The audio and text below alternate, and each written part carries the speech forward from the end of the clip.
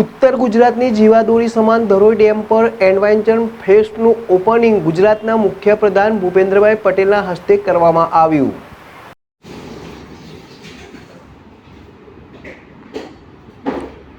સાબરકાંઠા જિલ્લાના વડાલી ખાતે આવેલ ધરોઈ ડેમ પર દેશના સૌથી લાંબા તેમજ રાજ્યના પ્રથમ એડવેન્ચર ફેસ્ટનો રાજ્યના મુખ્યપ્રધાન ભૂપેન્દ્ર પટેલના હસ્તે શુભારંભ કરવામાં આવ્યો હતો। દેશના સૌથી લાંબા એડવેન્ચર ફેસ્ટનું ધરોઈ ડેમ નજીક આયોજન રાજ્યના મુખ્યમંત્રી ભૂપેન્દ્ર પટેલના હસ્તે શુભારંભ કરવામાં આવ્યો। એડવેન્ચર ફેસ્ટના 10 થી વધુ વિવિધ રાઇડનો સમાવેશ કરાયો। જમીન, આકાશ અને પાણીની રાઇડનું પ્રવાસીઓમાં ભારે આકર્ષણ। તો આગામી 45 દિવસ સુધી એડવેન્ચર ફેસ્ટ ખુલ્લું મૂકવામાં આવ્યું। ઉત્તર ગુજરાતની જીવાદોરી સમાન ધરોઈ ડેમ પર રાજ્યના મુખ્યપ્રધાન ભૂપેન્દ્ર પટેલના હસ્તે એડવેન્ચર ફેસ્ટનો શુભારંભ કરવામાં આવ્યો હતો, જ્યાં 10 થી વધુ જમીન, આકાશ અને પાણીની રાઇડ પ્રવાસીઓ માટે 45 દિવસ સુધી ખુલ્લી મૂકવામાં આવી। સાબરકાંઠા જિલ્લાના વડાલી ખાતે આવેલ ધરોઈ ડેમ પર દેશના સૌથી લાંબા તેમજ રાજ્યના પ્રથમ એડવેન્ચર ફેસ્ટનો રાજ્યના મુખ્યપ્રધાન ભૂપેન્દ્ર પટેલના હસ્તે શુભારંભ કરવામાં આવ્યો છે।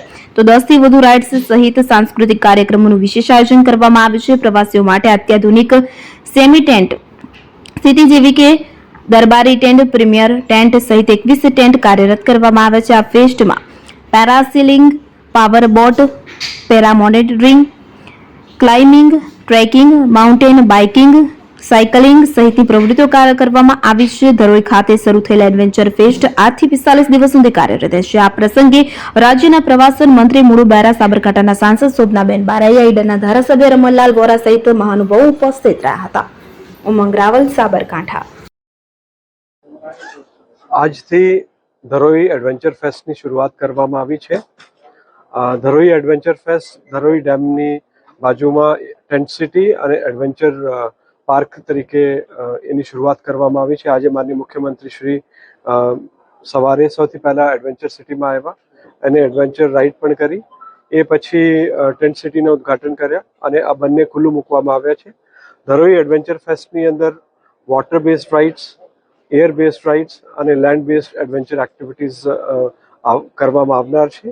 લગભગ 80 થી 90 અલગ અલગ રાઇડ્સ અને ઓપરેટર્સ આ તમામ સમયગાળા દરમિયાન અહીંયા હાજર રહેશે અને તમામ પ્રકારની જે એડવેન્ચર એક્ટિવિટી છે ધરોઈના પિક્ચરિસ્ક બેકગ્રાઉન્ડમાં આ છે। એની અંદર motor boat, speed boat, jet skis અને એર માટે જે પેરામોટરિંગ, હોટ એર બલૂન, આ તમામ પ્રકારની એક્ટિવિટીઝ, ઝિપ લાઇનિંગ, ઝોર્પિંગ, આ તમામ પ્રકારની એક્ટિવિટીઝ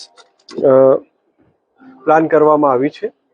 સાથે સાથે ટેન્ટ સિટી પણ બનાવવામાં આવી છે। ટેન્ટ સિટીની અંદર 21 જેટલા અલગ અલગ કેટેગરીના ટેન્ટ્સ છે અને એની સાથે સાથે ડોર્મેટરી પણ, એસી ડોર્મેટરી પણ બનાવવામાં આવી છે। સો પ્રવાસીઓ માટે ખૂબ સારી સુવિધા છે। સર્કિટ રૂટ્સ અલગ અલગ પ્રકારના ક્રિએટ કરવામાં આવ્યા છે કે જે લોકો અહીંયા આવે સવારે, સાંજે, દિવસે અલગ અલગ પ્રકારની એક્ટિવિટીઝ માણી શકે, પછી અહીંયા રોકાય તો એ અલગ અલગ સર્કિટ્સ ઉપર તરંગા હિલ છે, વડનગર છે, પોલો ફોરેસ્ટ છે, અંબાજી છે, આ તમામ જગ્યાની પણ મુલાકાત સાથે સાથે લઈ શકે છે। સો ધરોઈને એક આલ્ટરનેટ ટુરિસ્ટ ડેસ્ટિનેશન તરીકે આપણે ઊભા કરીએ છીએ, વિકસિત કરીએ છીએ। આપ જોઈ શકો છો અત્યારે આપણે જે વિસ્તારમાં છે ડાઇક 2 છે। ડાઇક 2ની બાજુમાં આ તમામ ગતિવિધિઓ શરૂ છે। ડાઇક 1ના જે એરિયા છે ત્યાં ધરોઈનું આખું જે એડવેન્ચર અરીના જે કાયમી વ્યવસ્થાઓ છે એ અત્યારે ત્યાં બાંધકામ ચાલુ છે, એટલે આપણે ડાઇક 2ની વિસ્તારમાં આ તમામ ગતિવિધિઓ રાખી છે અને આવનાર સમયમાં આખું ધરોઈ ડેમ રિજનમાં ખૂબ અલગ અલગ પ્રકારની હોટલ્સ, રેસ્ટોરન્ટ્સ, અનેક પ્રકારના ગતિવિધિઓ, એડવેન્ચર સ્પોર્ટ્સ, આ તમામ ગતિવિધિઓ કાયમી તરીકે અહીંયા ઊભી કરવામાં આવનાર છે। અત્યારે જે કામો ચાલે છે એ કામો પણ લગભગ 26 સુધી પૂરા થશે, અત્યારે આપણે 2025માં છે। એના પછી ફેઝ 3ની જે ગતિવિધિઓ છે એ માટે અત્યારે આપણે એજન્સી નિમવાની કામગીરી ચાલુમાં છે અને એ તમામ પ્રકારની જે એક્ટિવિટીઝ છે અહીંયા